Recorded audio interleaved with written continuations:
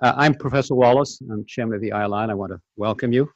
As always, I will turn this program over to Yona, who are extremely ingenious colleague. The topic is the current state of American diplomacy and future outlook, and I suppose we'll be dealing with issues of policy and personnel, and then you can ask lots of questions about it in any case. Yona?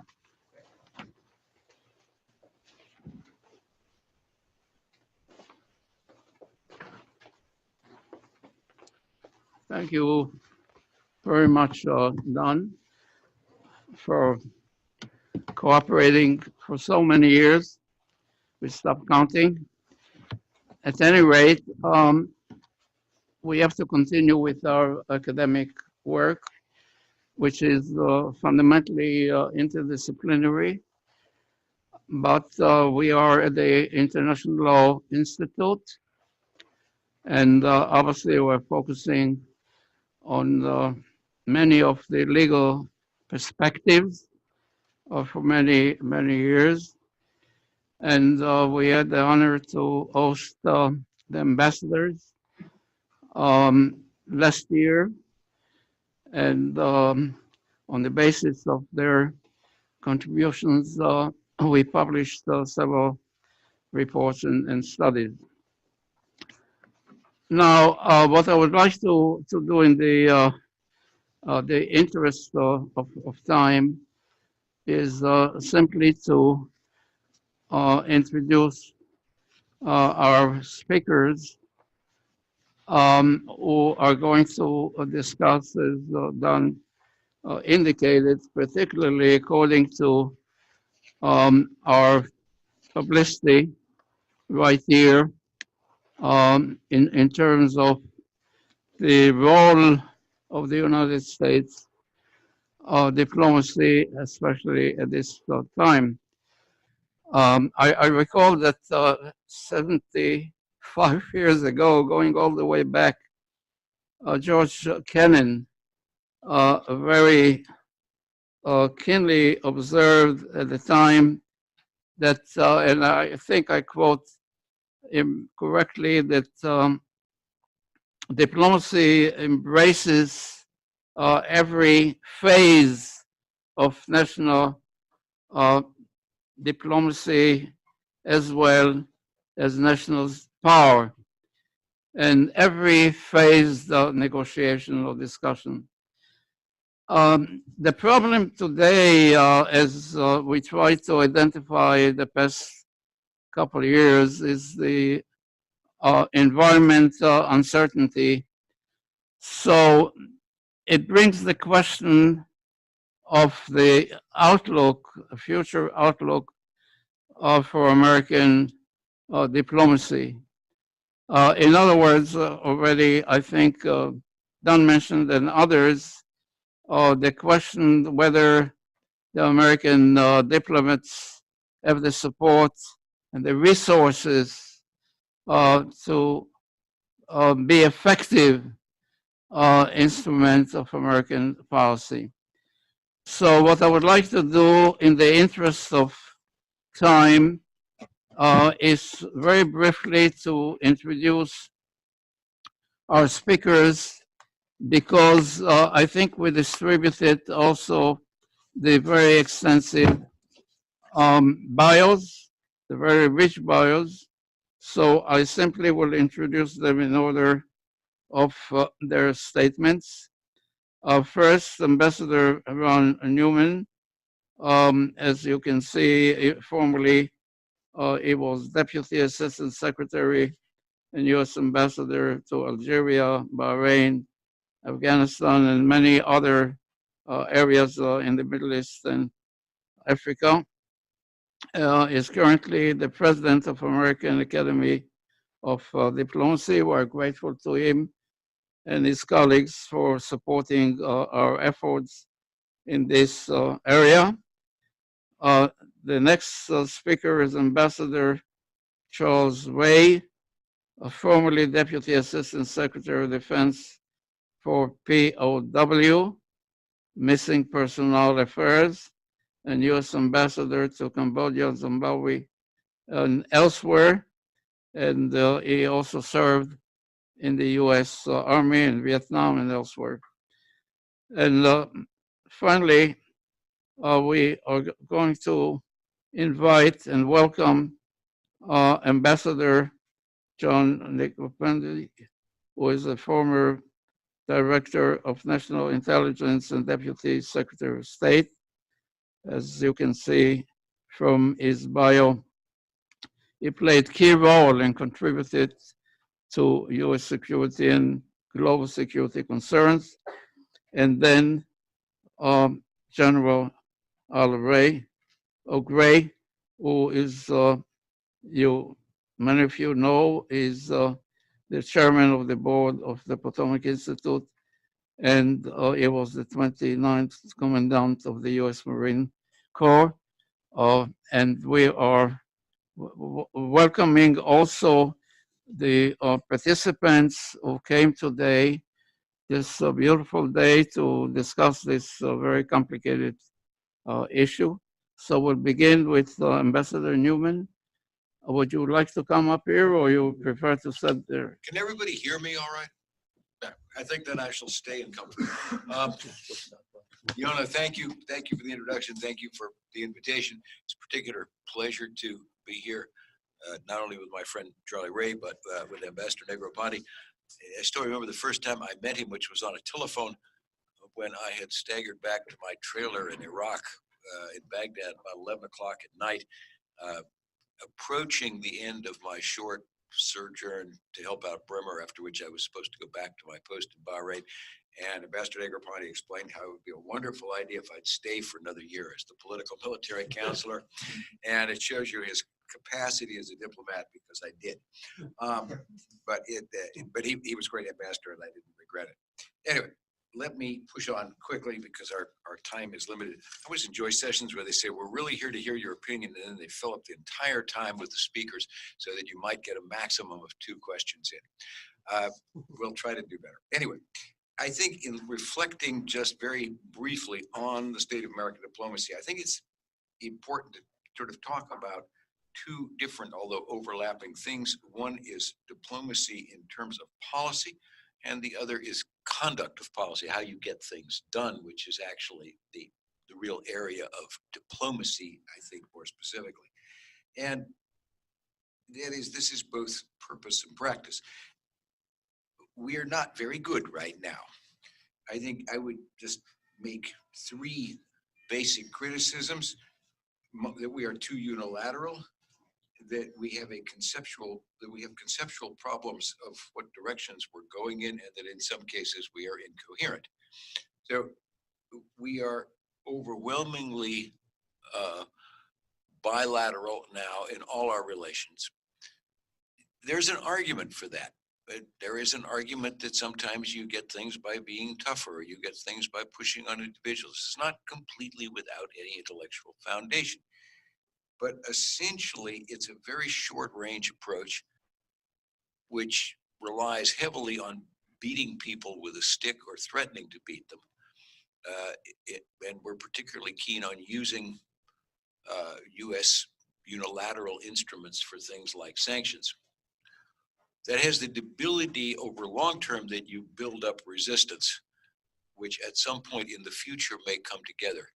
And so I think one of the biggest questions is not the individual, say, policy to Iran, but the fact that by using our control of the banking system to put on sanctions that are deeply disliked, or with which all of our major trading partners have a disagreement because they don't agree with our pulling out of the nuclear agreement, you create a situation in which there is an incentive to gradually begin to look for how do you build other systems? How do you step out of the larger U.S. control of the, essentially control, or it's not control, but major influence in the post-World War II institutions? You've already seen a little of that when the Chinese put forward their idea for a development bank in Asia. We didn't like it. We wanted everybody to stay at the Asian Development Bank, where we had a major role. And the result is that all of our major European colleagues ignored us and joined the bank anyway. And now you have these grumblings about setting up another financial system to bypass the SWIFT system. It's not going to happen fast, may not happen at all, but it's symptomatic of the larger institutional breakdown that comes with being on this very short-term focus. We seem to have a conceptual problem in terms of priorities. Now, a lot of diplomacy is not about getting your priorities right, but about managing multiple priorities at the same time.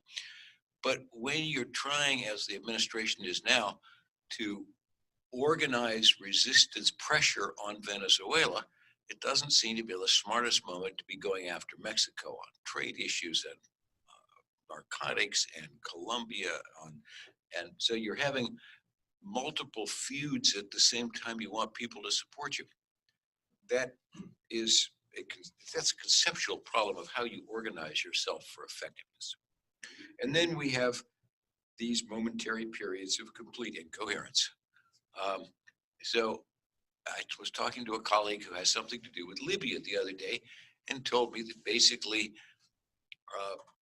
a portion of our bureaucracy which deals with Libya is trying to avoid answering the telephone because ever since President Trump's call to General Haftar, we don't know what the policy is. You can have an argument about whether the policy is good or bad. You can have an argument about whether it makes sense to support the UN process and a coalition government in Libya. Does that really have any chance of success? Should you be doing, you could have that discussion. To the best of my knowledge, we've not had that discussion.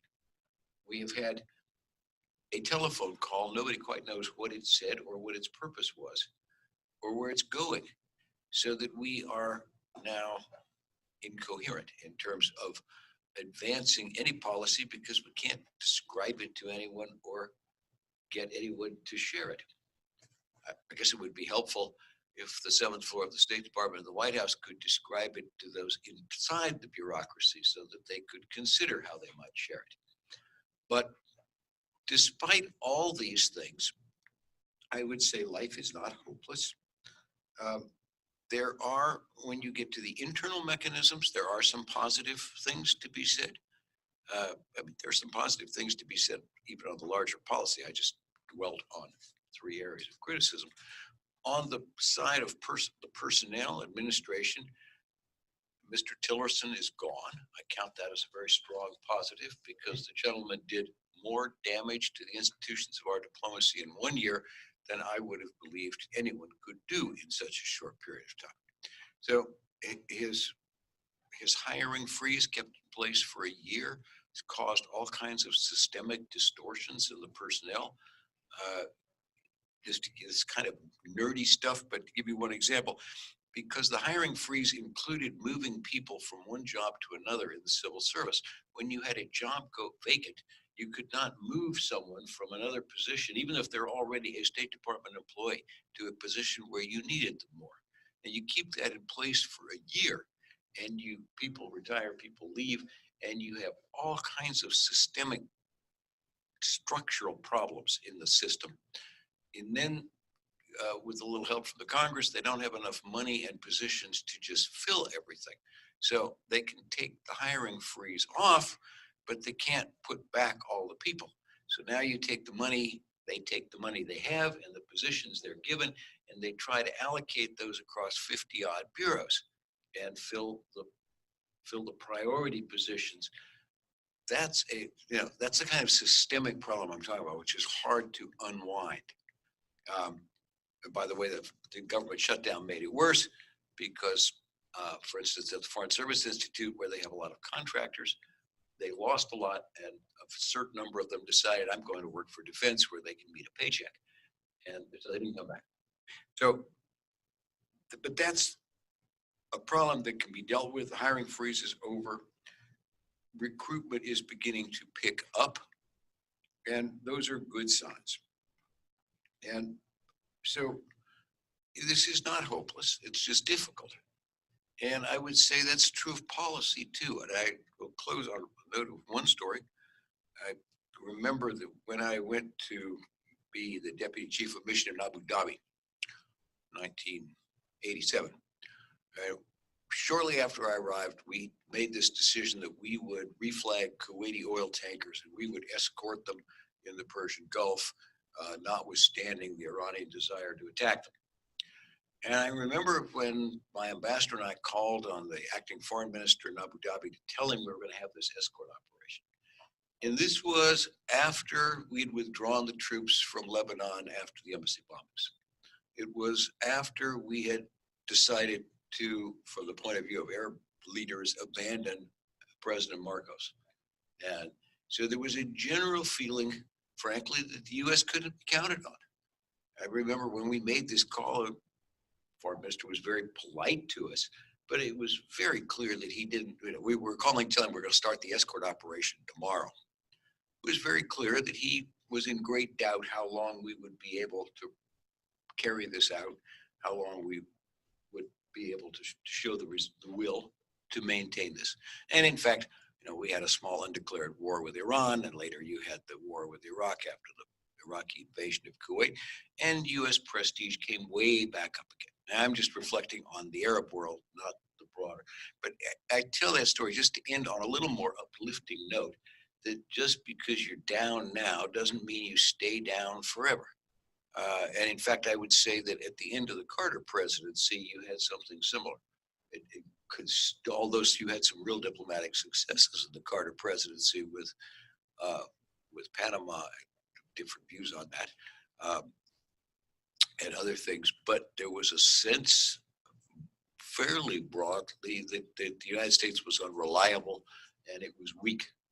Well, all it took was the election of Ronald Reagan to change signals. Whether you like the signals or not, it's not the point. That you can have one perception and you can move it. Now, I worry that when you have a perception, as we have now in some of our allies, that we're not quite reliable, or maybe it's more a worry than a perception, however you want to define it. I'm not sure that goes away completely, even if you change later. I think you've created a doubt now that the U.S. policy lines, which were pretty much stable for 70 years, have been brought into doubt. So even if you change back, are you dependable? Will they stay there? That, I think, is a lingering doubt that we'll have to deal with. But I just close on this note that we've been down before and we've come back up, so that dolorous as it is not necessarily impossible. That's the most positive I can be, Charlie. Okay, I'll stand, because if I sit, I might put myself to sleep. Following on what Ron said, I will try to be very brief, so that you can hear from people who really know what they're talking about.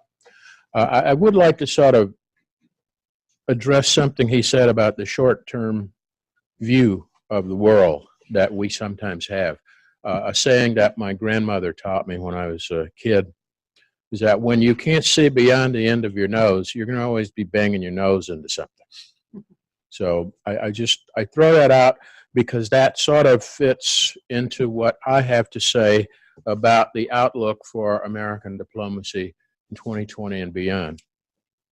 First of all, the loss of such an unusually large number of senior career American diplomats from government because of their disagreements with the policies of the current administration, the failure to fill many of our senior positions or to appoint ambassadors in a timely manner. All of these have received a certain amount of media coverage, brief, but like so many things related to diplomacy, they've largely faded from the public view. And missing from this conversation, when the media was paying attention, were issues that I believe are of equal, if not greater, importance. What are the long-term aspects and impacts of the current diplomatic and foreign policy disarray? What are the consequences, long and medium term, of such a loss of experience and expertise? In short, what's the outlook for the future conduct of American diplomacy? What is the landscape likely to look like to our diplomats in 2020 and beyond? Now, I'm not going to make a prediction. I learned when I was ambassador to Cambodia, never make predictions. A couple of my predecessors had predicted King Sihanouk's demise and been wrong. I made the mistake early in my tour when he had a little flu to say he's probably on his last legs. He was still, he hosted when I left 3 years later an all-night dinner for me and my wife that started at 7 o'clock and didn't end until 5 o'clock the next morning. So I learned, don't make predictions. He was standing all the time. He danced, he sang. He actually sang about 20 songs, and he danced with my wife about 5 dances. So, no, yeah, he was on his feet.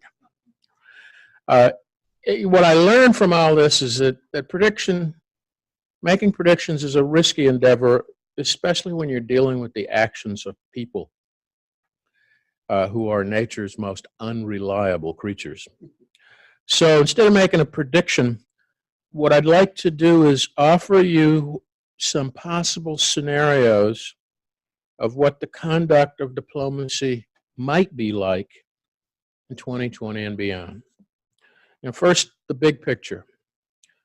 As a nation, we're going to be facing a tremendous challenge, mending fences and rebuilding alliances, and restoring the trust that our allies have in us, allies such as NATO and the democracies of Western Europe. We'll have to work hard to reassure these nations that we've slighted in so many ways, large and small, for instance, by neglecting to appoint ambassadors, that they actually do matter to us.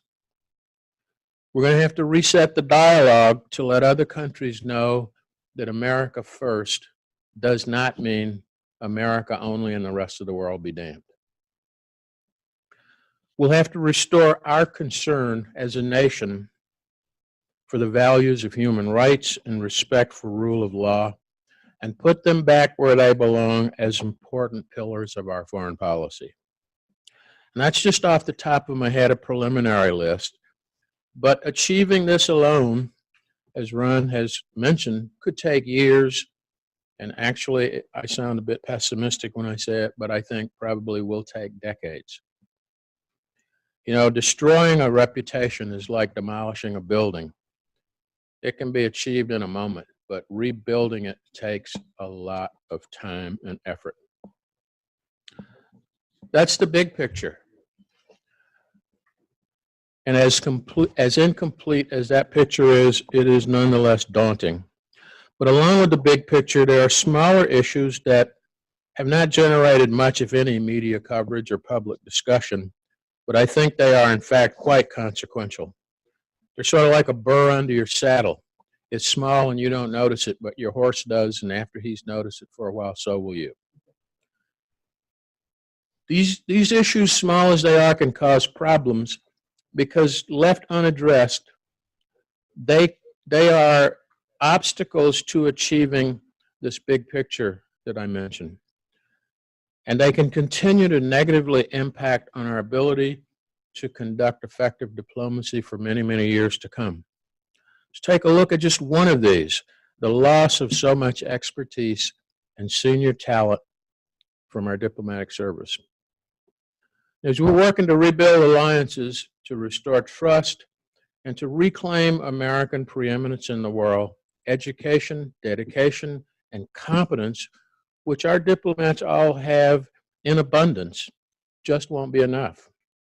These alone cannot replace the in-depth knowledge of systems, institutions, people, and places that senior diplomats have built up over decades of service, and which is now lost to us. Relationships built up over decades cannot be reestablished overnight. The best educated and most energetic young diplomats will be navigating in unfamiliar waters without seasoned veterans to guide them. They'll find themselves in an unmentored learning mode as they try to reinvent the wheel, lacking the contacts, the relationships that were lost with the untimely departure of so many senior officials. They'll be starting at square one. And folks, square one is not where it used to be. It's been pushed back. They're going to be building our diplomatic relationships in some cases from scratch. This takes time. And for some of these issues, such as dealing with the impact of climate change, I fear that we don't have a lot of time to really do something effective about it. Fractured relationships, some of which took decades to build, will have to be reconstructed brick by brick. Trust will have to be restored slowly and patiently. And these are important. These relationships, this trust, they're the cornerstones of effective diplomacy. If you cannot be trusted, you cannot be an effective diplomat. You do not have to be liked. In fact, you can be soundly disliked. But even if your adversary trusts you, you have the basis of an effective relationship. Now, I admit I've just painted a gloomy picture, but I remain a cautious optimist.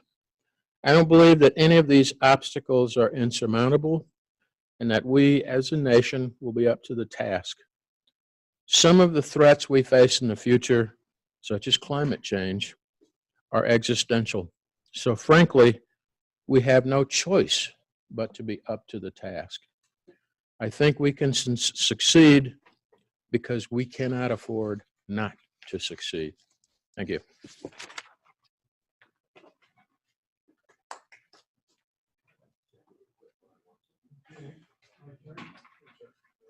My turn. Okay. Well, first of all, thanks very much to the International Law Institute for bringing us together. And it's a timely topic, obviously, given what's happened over the last couple of years. I'd also just like to notice, I don't know if it's a coincidence or not, but all four of us served in Vietnam, which I think is interesting. And I think as a consequence, certainly speaking for myself, I'm sure the others will, I don't think anybody's going to violently disagree with me, we learned a lot about civilian military cooperation during that effort. And there were some ambassadors then. They happened not to have been career people. They were Henry Cabot Lodge. He served there twice while I was ambassador and while I was in Vietnam as a political officer. There was Maxwell Taylor, who had been chairman of the Joint Chiefs of Staff. And there was Ellsworth Bunker, who for many of us was perhaps the ultimate role model of how to be the United States ambassador. These were all people who'd come to their positions from other walks of life, although they'd had ample experience in the field of national security and diplomacy, including Lodge, of course, had been ambassador, permanent representative to the United Nations for 8 years under Dwight D. Eisenhower. So anyway, it's an interesting coincidence. And for me, service in Vietnam was kind of a defining experience in my diplomatic career. It's where I learned my tradecraft. It's where I learned about political reporting. I was a provincial reporter. I was assigned to cover 7 of the 42 provinces in South Vietnam and go out 1 week and then come back the next to gather political, economic, security information. And then those days we didn't have the internet or anything else, so we had to come back, write up our reports on these yellow pads of paper. Our secretaries transcribed them into telegram forms, and then the telegram form was brought to the code clerk, and he transcribed it onto a tape that was then put in a machine and transmitted in classified form back to Washington. That's how it worked in those days. So we lived in a very different time. I don't think I ever made a phone call, an international phone call from Saigon in my almost 4 years serving there, just to tell you just one slight difference in the way we operated. It was considered extraordinary. It was almost unheard of, unless there was a family emergency or something, for you to go down to the post telephone and telegraph office of Saigon to book a phone call back to the United States. So anyway, times have changed, but I don't think the tradecraft, the essence of it, has changed that much. And I think knowing the terrain, language and area expertise, those kinds of attributes which were useful then are equally important today. And in some respects, almost more important, because fewer and fewer people try to actually learn about reality. Everything's about virtuality and virtual reality, so that the people, to my way of thinking, who have that field experience and actually have touched and felt and heard real people in real situations, have a tremendous advantage in terms of understanding the reality in which we live and operate. So I think I partially, maybe I would meet you halfway, I think, on your critique, Ambassador Ray. I don't think it's necessarily as quite as dismal as you painted it, but I think you redeemed your message in a way by saying that the future, there's still great possibilities in the future. And I would also agree with what Ron said, that Mr. Tillerson he didn't understand the reality in which he was operating. And so for him, it was a matter of surrounding himself by a bunch of briefing books, and I think he hired McKinsey or something to study the department. And then he closeted himself in his office and read those papers. And meanwhile, there were dozens of people just more than willing to come up and brief him on just about any issue that he wanted to know about. I mean, the reservoir of expertise in this government, State Department including, is just so enormous. And the capacity of the Secretary of State to mobilize that expertise is almost unlimited. He can get pretty much he or she can get pretty much any information they want and meet any expert they wish to. And so there was a real opportunity cost in terms of his tenure. And to make it worse, and this goes back to the depletion of the Foreign Service, for some reason he ended up supporting efforts to downsize the Foreign Service, somewhat in keeping with the notion that it's part of the deep state. And one way we can really save ourselves from the deep state is to cut annual recruitment of new Foreign Service officers to way below the attrition rate. I think the attrition is 400 or 500 people a year from the Foreign Service ranks.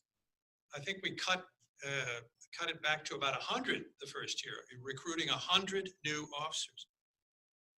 Thankfully, when Mr. Pompeo came into office, and I think with a broader background in governmental type service, whether it was military or the Congress or whatever, the CIA, he restored our normal recruitment levels, which is what we're at now in the Foreign Service, somewhere around 400 or 500 people a year, which is about right.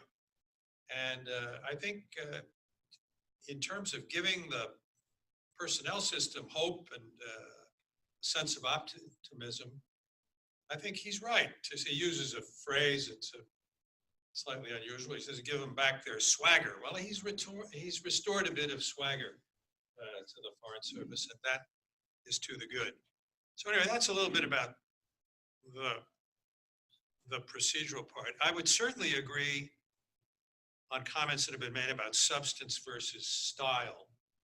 And that's one of the reasons it's kind of hard to evaluate the diplomacy and foreign policy of this administration, because the style leaves much to be desired. And I think that errors of style and tone and attitude can sometimes at the margins really cost you big time and lose you important friends and influencers. On substance, if you go to some of the issues that were so troublesome at the beginning, the picture may be a little bit less bad. For example, if you compare what Mr. Trump said about alliances during the campaign, and about how they're irrelevant and how Japan might as well go get itself nuclear weapons, and ditto with South Korea, because the implication being they couldn't necessarily count on us. Those were all really very unfortunate comments. But I think he's gone a certain way towards restoring a little bit of confidence in America's commitment to its alliances, not without hiccups along the way, but we have deployed troops to the Baltic countries. We have reaffirmed Article 5 of NATO. Relations with Japan and South Korea are pretty good again. So it's again the substance versus style and the apprehension that creates, and are there long-term consequences that are created by some of the things we say, even if later on we show that we didn't really mean. The last point I would make is, and Ron hit this right at the beginning about bilateral versus multilateral. I think we're much less good on the multilateral front than we are on the bilateral, and I would just cite what I consider to be the two most significant errors that the president made, and he made them literally on his first day in office. And one was to withdraw from the Trans-Pacific Partnership, leaving us sort of devoid of a economic strategy for that critical part of the world, and kind of handing a gift to the People's Republic of China on a silver platter. And the other was withdrawing from the Paris Climate Accord, which I think was extremely unfortunate, because it's probably one of the areas which can most lend itself to international cooperation, and where we had some examples only a few months before, the summer of 2016, when President Obama met with Hu Jintao, and they reached some understandings about what to do about global climate issues. So, I haven't given up hope that we might come back to Paris one of these days. Whether it'll be in this administration or not, I don't know. But I think that was a very important initiative, and not clear to me what's going to happen with TPP if we ever have a chance of returning to that. But that's still a serious problem. So I'll stop there. Would you like to? No, let's have some questions. Yes. Okay. You have a question? Okay, go ahead. Like General Gray, I think optimism is the best strategy. On the point of Vietnam, I'd like to introduce our executive director, Kim Phan, who was born in Saigon 5 days after it fell. Wow. And made her way here through the shark-infested waters we've all read about. One or two questions, really, more than anything. Three points question. One, is the world learning enough about Trump that it can, in a sense, rely on us more, because they're learning where he's, I'm a Republican who's not, quite frankly, extremely critical of the president, but are they learning in a way how to handle him? Secondly, for the long term, this goes to Ambassador Charles, there is the fact of America's power, both hard and soft, and I understand it's been nibbled away at. And third is the real question is this. The thing that bothers me the most is our relations with China. Ambassador Negroponte mentioned TPP. And I guess it's a question, really. Have we irreversibly lost some time in dealing with the arrival of China, which could be a combination of George Washington, FDR, Abraham Lincoln, Teddy Roosevelt, and you still have problems handling China. But I'm just wondering whether what's happened will be irreversible in a way that harms us. Well, having spent 5 years in China and dealing with the Chinese, I would agree with you that China is Press the button. Got it. I would agree with you that China is difficult to deal with, but not impossible. One of the issues with the Chinese is that quite often when we deal with them, we deal with them in a lecturing rather than a listening mode. And I think there are times when we ascribe more potency to what the Chinese are doing than they do themselves. And we do it in a way that not only inhibits our ability to effectively deal with them, but impacts negatively on other relationships. And as an example of that, I would talk about our current posture toward the countries on the continent of Africa. We've never put African countries at a very high priority. During the Cold War, we addressed our relationships primarily in terms of competition with the Soviet Union. Now it seems from what I'm seeing, admittedly from the outside, is that our relationship with the 60 plus countries on the African continent are based on two major things: counterterrorism and competition with China. The counterterrorism, a mixed bag from what I'm seeing. Some countries welcome our assistance because they have problems that they can't deal with by themselves. Others, I'm not so sure. But what I get from those friends I have in several countries in Africa that I correspond with is that our policy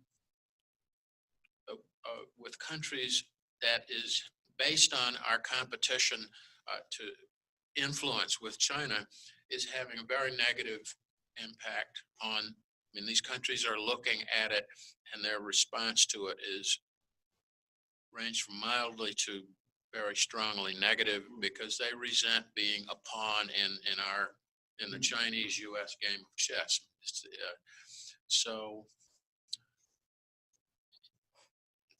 But back to your, is it irreversible, or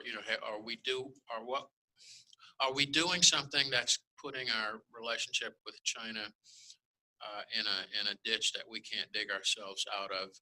And as I said in my remarks, it'll be difficult to reverse some of the negative impact, but not impossible. It's just a matter of having the will to do it. What I worry about is even if we do make the policy change, will we have enough qualified, competent people in the field to actually carry it out?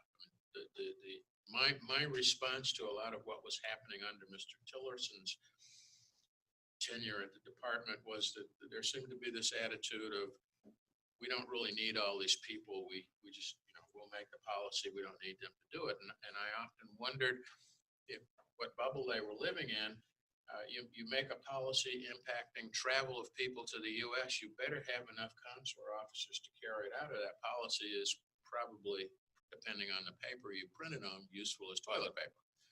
So that worries me. Will we actually have the resources on the ground to carry out whatever policy we do eventually drift into? I think you could make an argument that parts of our China policy make a heck of a lot of sense. So, And well, I think particularly in the trade area, and I think that Mr. Trump, he has a kind of a brutal way of doing it, and so does his team, but they called out China on some issues that needed to be addressed. And I think the result has been to actually create a negotiation. So I think the results remain to be seen, but we're hearing some fairly positive noises about what might come out of that process. Now that's apart from the geostrategic area where we also have issues with China, and I think will require more deft management than the trade question. But if we could get the trade question parked in a reasonably acceptable place, it would then free us to think more about the geopolitical competition that we have with China that really needs serious attention. You know, influence is a really funny thing. I sometimes used to compare it to mist. You can see it, but you can't quite grab it. You can't weigh it. You know it's there. It has a reality, especially if you run into another car, but it's very hard to measure. The brutality of the Trump policies, that sometimes does work. I mean, NATO contributions are up, and that was an issue tackled by Obama and tackled by Bush, and NICE didn't particularly work. Having said that, an interesting piece I read the other day, and China's not my area of expertise, but the point it made was that the Europeans, having decided to cooperate with the One Belt, One Road initiative, have gotten the Chinese to pony up some concessions on intellectual property. I don't know how serious those are and how meaningful they are, but by integrating issues, they got some concessions. We may get them equally by our approach, but we certainly foregone a lot of areas for cooperation with allies who have the same interests in many respects in dealing with China that we do on the trade issue.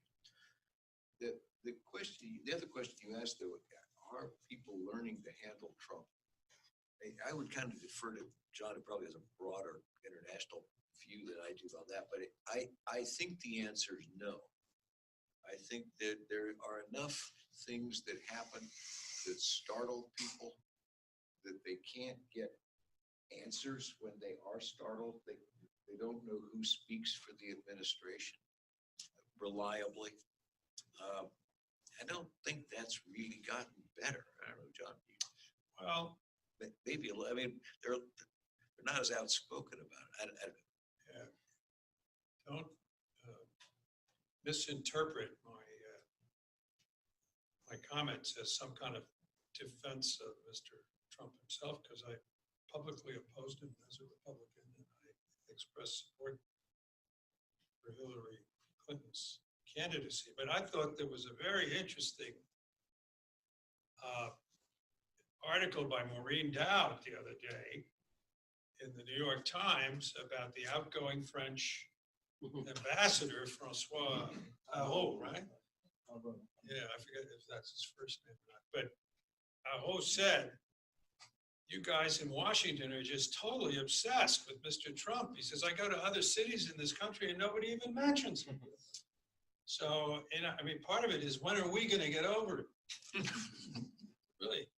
I mean, it's the guy we got for the next couple of years. And I don't know.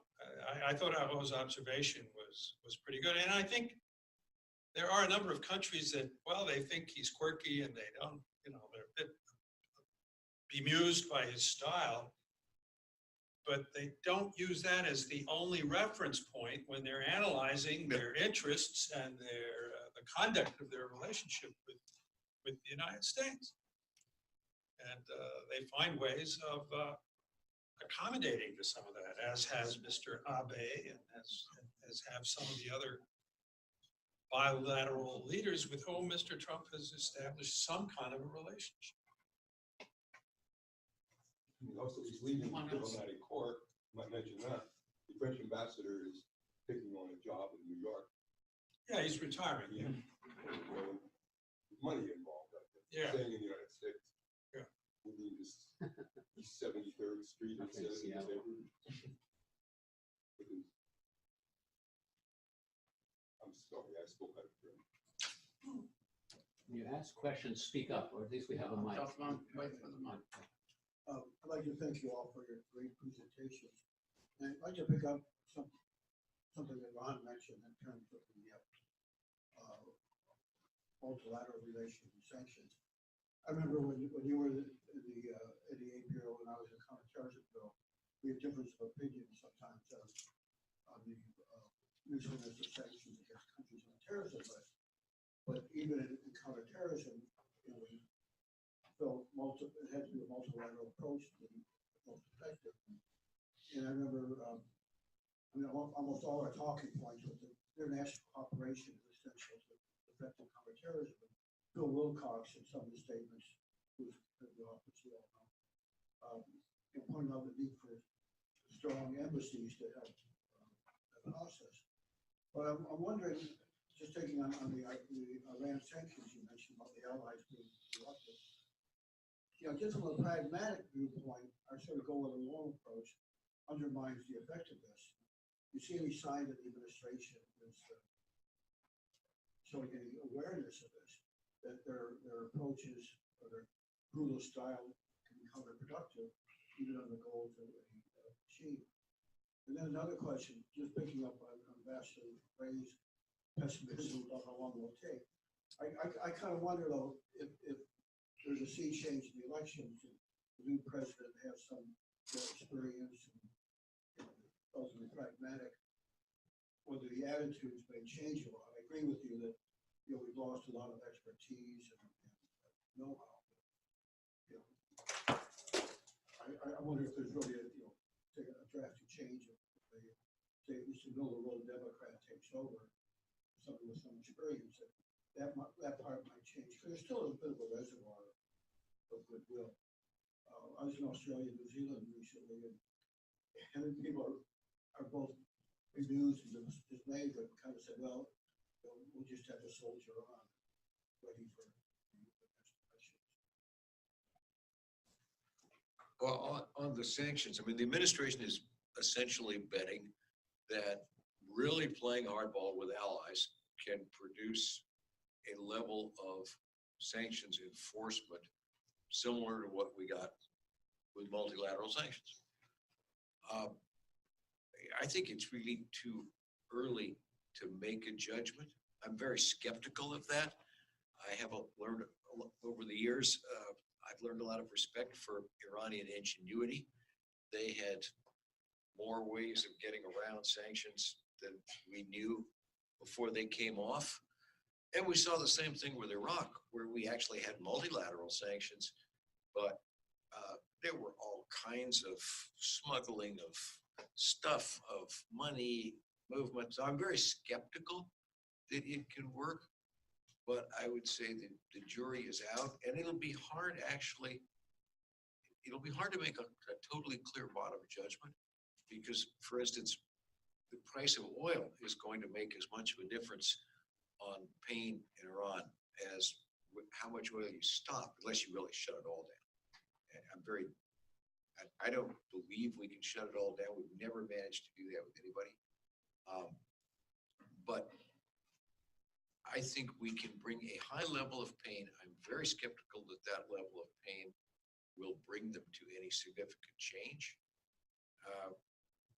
I think you could make an argument even on the nuclear negotiations that while they were hurt by the multilateral sanctions, it was a combination of sanctions and our willingness to look at the right of enhancement, which brought them together to the table. It wasn't a single factor analysis. So it's going to be very difficult to do things. So I would say I'm very skeptical that this approach will work, but I wouldn't rule it out. It's too early to say, and it's too tempting by people who are basically, very anti-Trump to come too readily to the conclusion that it won't work without waiting for the evidence, because that's where you really want it to come out anyway. I worry about whether, I think these sanctions against Iran will hurt them. There's a front page of the Financial Times today with an implication that the Iranian economy at the moment is collapsing because of these pressures. Be that as it may, I think what I would worry about is, even if this is creating some kind of significant negotiating leverage, do we have the skill to convert that leverage into the kind of political outcome that we really want? And first of all, do we have the skill to define what it is, the political outcome that we want as a result of having done this? It's easy to punish somebody and to get mad at them.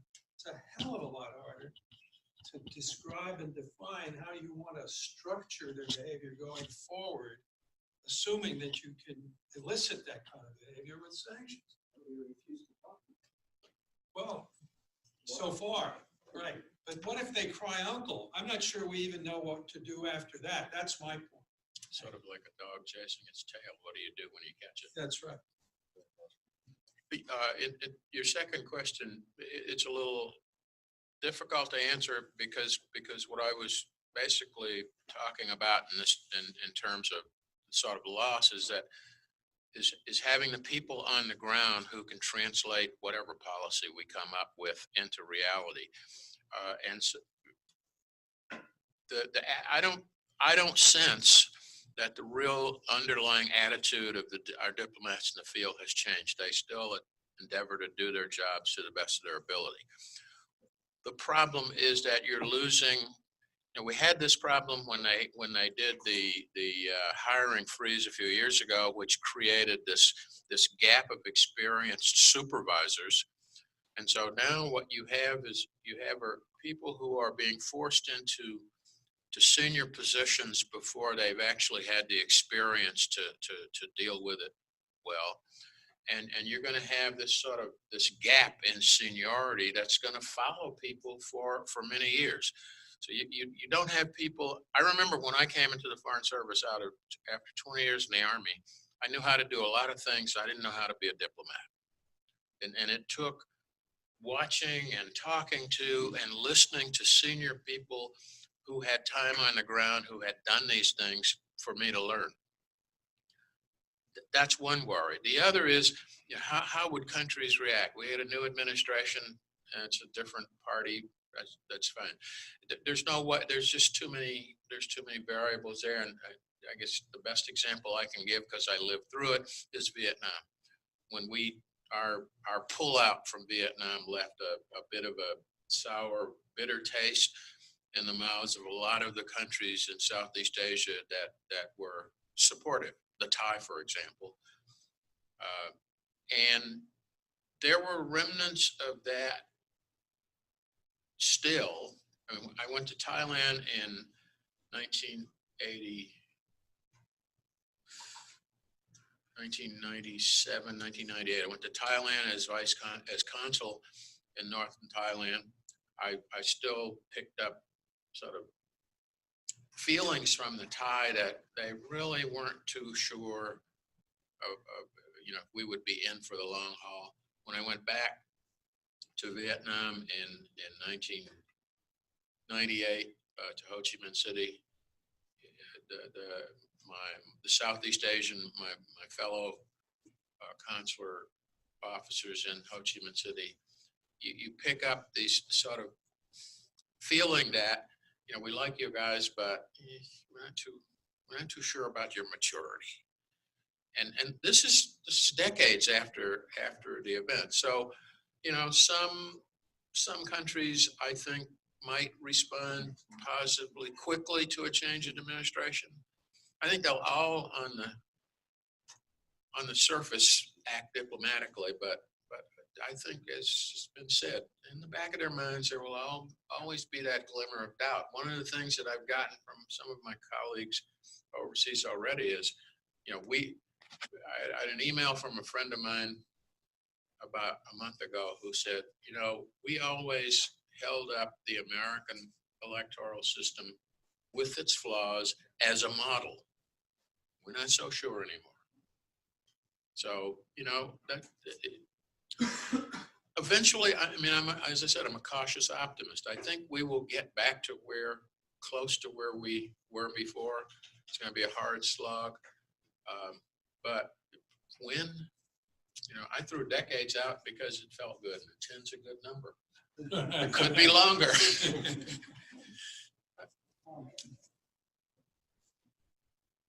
Okay, you have a quick question there? Actually, I want to continue my crafts question because it's also one in my mind.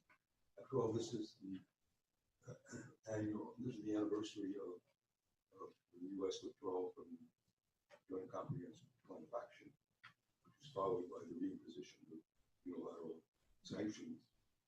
And my question to you is, relying on your expertise, really, we now face not only the renewal of sanctions, but the complete withdrawal of waivers on oil sales to countries like China and India. And just yesterday, I heard some farmer diplomat you know very well conjecture that maybe this is much more serious than we think, the effect on the economy of Iran. China will be able to get its oil from Saudi Arabia. Other countries will be able to do that. And Iran will face, and already perhaps is facing, severe consequences on its economy because of the drop in the sale of oil from maybe 1 million barrels a day to 500,000. So my approach to you is, you have expertise. Trump is going and maybe holding towards an implosion of the Iranian economy, or perhaps something more mild, but still an upheaval in the Iranian economy. The consequences of lack of sales of oil. How, in detail, how would you feel? Will we be able to respond to that? Are we prepared for something like that?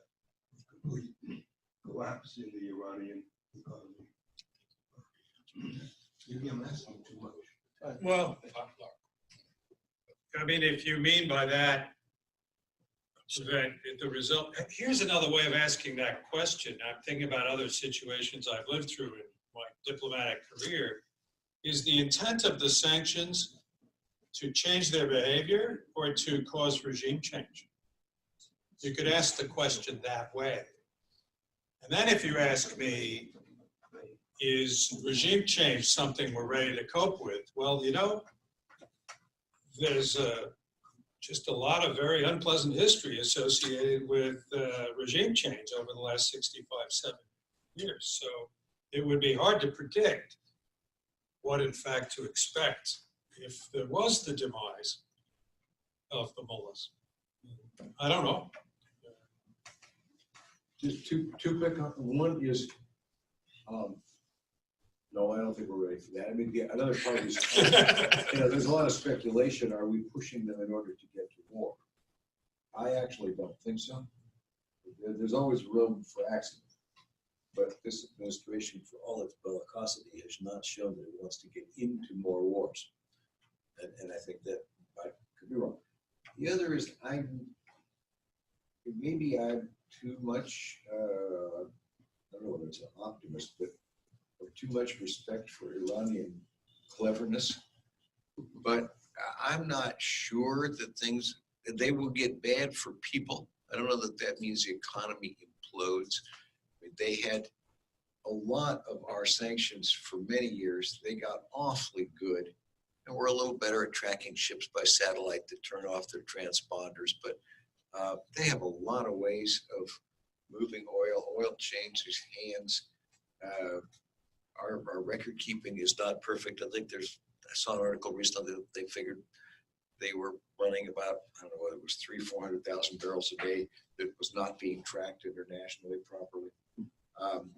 Their barter arrangements, Chinese can still buy oil for Chinese currency. The Indians, a lot of people who not necessarily like the Iranians, but they don't like our sanctions. They don't like being bossed around. So there's still a certain amount of elbow room. And I'm not sure that our intelligence in the technical sense is actually as good as we think it is for keeping track of what Iranians can do in their economy. There's a huge black economy in Iran. It's a gray economy. And so I expect that will survive. Their cross-border trade with Iraq has the Iraqis aren't going to give that up because it's too important politically to them. And that has huge potential for manipulation, laundering money, oil. Oil has very little signature, especially once you refine oil, it has no signature. So if you can get oil to a refinery, after that, it's much more difficult to sanction anybody for buying it. And the Iranians are very good, but under the last time we went through this, under the last sanctions, they got very good at discounting prices. So they discount prices. They put it on ships with other flags. They move them around. They play incredible shell games. They swap oil for commodities that don't enter the system. Well, maybe this time they'll screw it all up. I don't know. But their view of themselves is fairly high. I remember up in Tabriz, I was consul of Iran for 3 years.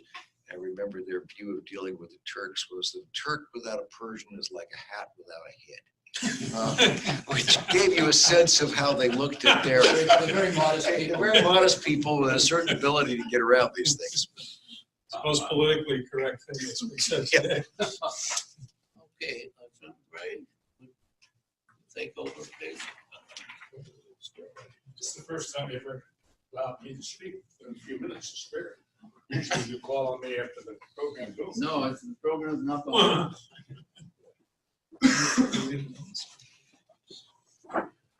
Well, I want to first thank our distinguished panelists and ambassadors. You've had the opportunity, whether you fully realize it or not, to listen to some great ambassadors, some great Americans, and some great thoughts. One of the things that bothers me about sanctions is, and always has, is that sometimes, in my experience at least, sanctions have not been good for the people of the country. And American policy and thought process, rightly or wrongly, is, in my humble opinion, has always been very considerate of other people. And I think that's one of the hallmarks of our government, our Constitution, and our belief. And I think we should always hang on to that. If you were with me 44 years ago, it's now 20 after 2 in the evening in Saigon time. I don't call it Ho Chi Minh City. And in 10 more minutes, I would be privileged to get on the last helicopter out of Tan Son Nhut. We had finished, I thought we had finished the evacuation. We had blown up the buildings there so that the North Vietnamese generals wouldn't have good quarters. We had burned $8 million worth of money. We had destroyed a lot of equipment. And we loaded up the last helicopter and flew to the flagship. We thought everybody was out of the embassy, but they were not. When we got to the flagship, we were told that they're still at the embassy, so we turned around, we flew back to the embassy. Just as we got to the embassy, we got the word that the last person was out, so we flew back to the flagship. It was a tough time. We had tried to help the Vietnamese people for many, many years. And my colleagues here, who too, of course, were in the Army, fought with distinction. And of course, Secretary Napati has already told you about his 4 years plus up in I Corps, where I served for parts of 8 years. And the Vietnamese people were good people. And you know, they didn't really want democracy so much. They wanted security. They wanted people to take care of them. They wanted to be able to grow their rice and this and that and get along in the hamlets and villages. And when we provided that security better than the Viet Cong or the North Vietnamese, they were with us. When we didn't, they couldn't be with us because they would pay the price. We talk about terrorism and the like, and we talk about it all the time. Terrorism was rampant in South Vietnam, and you never heard about it. You never read about it. If you were with me in October of 1965, south of Da Nang, about 20 miles south of Da Nang, you'd have had a little Vietnamese girl come running up to you. She was crying. Her father had been the village chief, and he was assassinated the night before. 1,000 village chiefs were killed in 1965 alone by the Viet Cong. And this little girl was crying. And this is not a nice story. Both her arms were cut off at her elbows. And she came to us for help. So don't tell me about terrorism and this and that, what it could do to people and all of that. We fought, in my humble opinion, I think my colleagues will agree, we fought for one simple reason, Vietnam, to keep the South Vietnamese people free. It was that simple. We didn't do it. We failed. A lot of people criticized Ambassador Martin in the end at Saigon. I liked Ambassador Martin personally. I knew him well. He had a son that had been killed in Vietnam, and in the last 3 or 4 days of the evacuation, he was quite ill with pneumonia.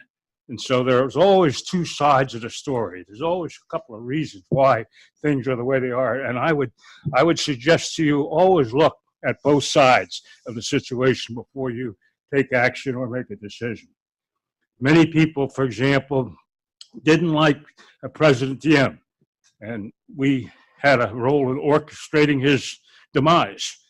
And yet, and they said he was corrupt. Well, most of the people in Southeast Asia are corrupt. That's a way of life. I mean, it's the way they were brought up. I mean, President Diem was a province chief in I Corps in the early days when I was there.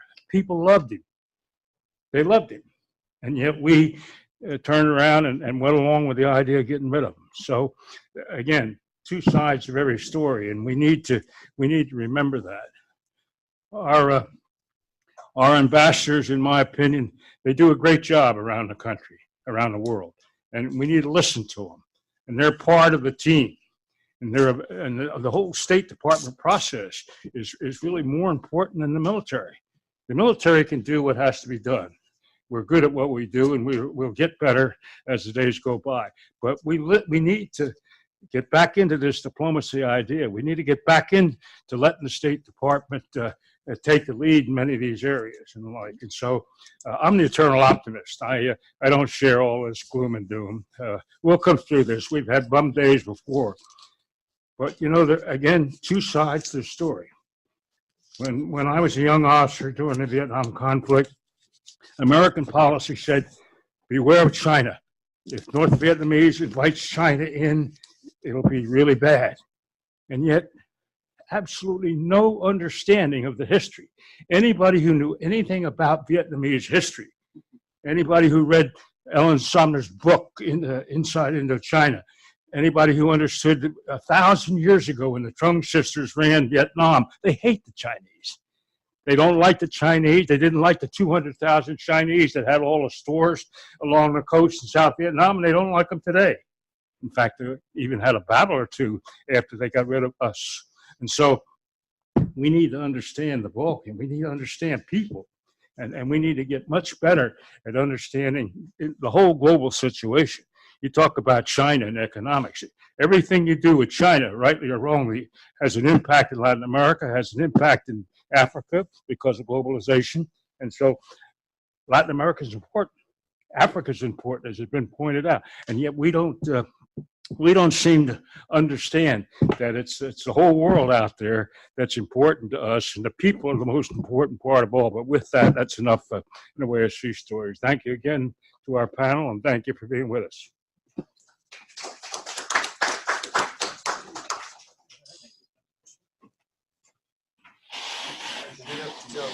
When you said